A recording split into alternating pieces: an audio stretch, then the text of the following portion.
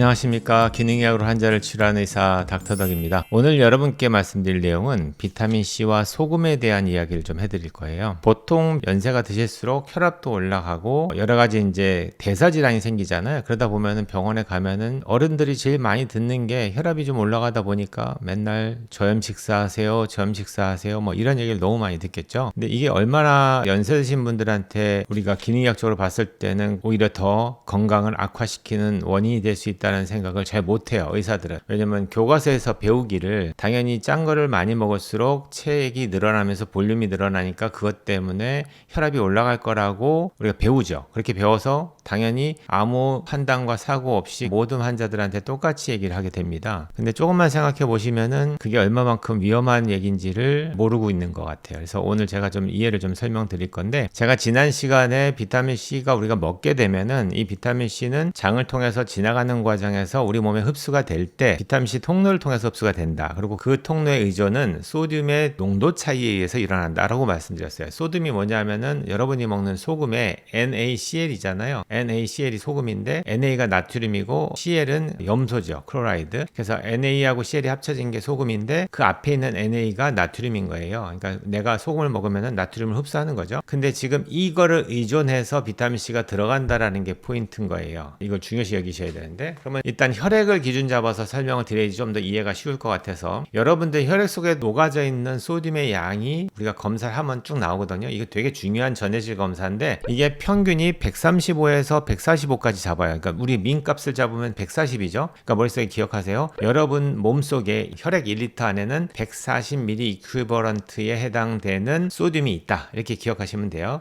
근데 얘가 세포 레벨은 얼마가 있냐? 세포 레벨은 체액 속에 있는 양의 10분의 1밖에 없어요. 그러니까 140을 잡으면은 14 정도 있다는 거 상상하시면 돼요. 14 정도. 그러면은 10분의 1 차이가 나잖아요. 10배 차이가 나는 겁니다. 이 그레디언트가 생기기 때문에 세포보다 체액이 10배가 많기 때문에 이 그레디언트 차이에 의해서 소듐 디펜던트하게 비타민C가 이 소듐을 타고 들어가는 거예요. 이 갭 차이가 줄어들면 줄어들수록 혈액 속으로 돌아다니는 비타민C가 세포 레벨로 들어가기 힘든 거죠. 여기까지는 따라오셨으면 좋겠어요. 이게 왜냐면 비타민C가 들어가는 통로의 기본적인 패턴이기 때문에 요거는 그냥 외우시는 수밖에 없어요. 그냥 다 그렇게 가니까. 원래 그런 거니까. 그렇다면 우리가 먹는 음식 속에 있는 비타민C를 한번 생각해 보세요. 여러분이 먹는 음식 속에 내가 먹을 때 간도 하고 하다 보니까 소듐이 같이 들어오겠죠. 그래서 소듐이 음식 속에 있는 것과 비타민C랑 만나서 얘가 장을 통해서 움직일 때 세포가 있고 음식이 지나가는 통로가 있는데 이쪽에서도 소듐과 세포 레벨의 그레디언트 차이가 생기겠죠. 그래서 여러분들이 먹는 음식을 좀 계산해 봤어요. WHO에서 얘기하는 하루 권장량이라고 하는 소듐의 권장량이 보통이 1500mg 잡고요. 조금 더 드세요라고 얘기하는 게 2300mg까지도 얘기합니다. 이걸 갖다 이제 미리 이퀴버런트로 바꿔야지 우리가 비교가 되잖아요. 1500을 바꾸면은 한 65ml 이퀴버런트가 나와요. 그러면은 우리가 보통 많이 드세요라고 얘기하는 2300 정도 잡잖아요. 그러면 얼마가 나오냐면은 100ml 이퀴버런트가 나옵니다. 그렇게 계산을 해도 아까 체액보다도 많이 떨어지죠. 아까 혈액 속에는 리터당 140ml 이퀴버런트가 있다고 말씀드렸는데, 우리가 먹는 음식이 보편적으로 권하는 소듐의 섭취량을 계산해도 100 정도밖에 없고요. 특히 여러분이 심장내과라든지 내과 가시면은 그 심장내과에서는 제발 좀 저염 식사하세요, 혈압을 낮추기 위해서 이렇게 얘기하시는데, 그렇게 먹었을 때 들어오는 양은 65ml 이퀴버런트 밖에 안 되다 보니까 그 그레디언트 차가 확 줄어들죠. 세포 레벨로 한 14가 있는데 음식이 지나가는 장관에는 65밖에 없다 보니까 이 그레디언트 차가 적다 보니까 여러분이 먹는 비타민C가 장내로 흡수되는 게 되게 많이 떨어져요. 이게 하루 이틀이 아니고 계속해서 그렇게 살다 보면은 연세 드신 분으로 가실수록 비타민C 결핍은 더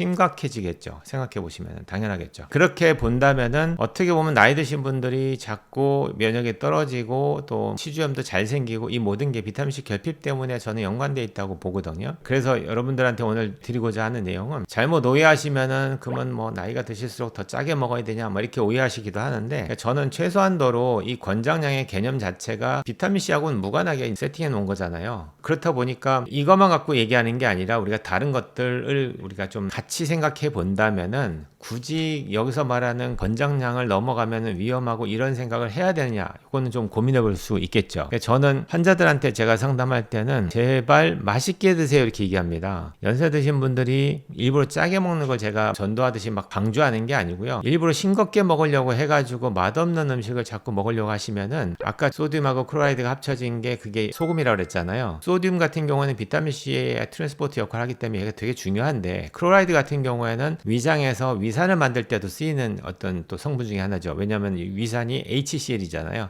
여기도 클로라이드가 있죠. 그러니까 결국에는 소금이 없이는 위장 기능이 정상화되기가 쉽지 않아요. 그러니까 소금 섭취를 게을리하면 위장 기능 떨어지고요. 위장 기능이 떨어지면 음식 분해 능력이 떨어지니까 당연히 음식을 영양소로 쓰는 게 아니고 이물질을 쓰겠죠. 더군다나 내 몸에는 정말로 필요한 영양소인 비타민C는 결핍하게 되니까 나이가 드실수록 점점점 더 몸의 면역이 떨어지면서 나빠지는 거예요. 그렇기 때문에 저는 음식을 만들 때 제발 좀 소금을 잘 쳐서 맛있게 드세요 라고 얘기하고요. 그렇다고 해서 무조건 소금을 많이 드시라고 얘기하는 게 아니기 때문에, 국물 요리를 했을 때 국물을 다 마시면은 얘는 간을 맞춰서 먹었지만 절대로 들어온 양은 많아지잖아요. 그러니까 너무 많이 드시는 거는 저도 반대이기 때문에 맛있게 적당히 드시라는 거예요. 그래서 모든 음식에 간을 다 하시고, 국물 요리 같은 경우에는 가급적이면 저는 건더기 위주로만 드시고 국물은 남기시라고 얘기하거든요. 그러니까 그렇게 해서 연세 드신 분들이 제발 싱겁게 먹는 거에 너무 노인노제 걸리지 않았으면 좋겠다라는 생각이 들고, 일부러 저염 식사를 하셨던 분들 중에서 제가 아침에 일어나자마자 작은 컵의 미온수에다가 티스푼으로 죽염을 섞어서 하루를 먹고 시작하세요 라고 얘기하는데, 그렇게 한 1, 2주만 시작했던 분들이 체력이 되게 빨리 좋아지고 몸이 컨디션이 빨리 좋아지는 걸 저는 종종 보거든요. 그러니까 여러분들이 혹시라도 소듐의 결핍 때문에 생기는 문제가 있는지 좀 보셔야 되고, 여태까지 처음 들어보셨겠지만 비타민C를 먹는다고 무조건 다 들어오는 게 아닌데, 비타민C를 내 몸에 잘 공급하기 위해서는 꼭 필요한 영양소가 뭐다? 그게 바로 소듐이다. 이걸 좀 기억하셨으면 좋겠습니다. 오늘 간단하게 비타민C와 소금의 상관관계에 대해서 말씀드렸고요. 오늘 여기까지 말씀드리겠습니다. 온 국민이 건강해지는 그날까지 닥터덕은 여러분과 함께합니다.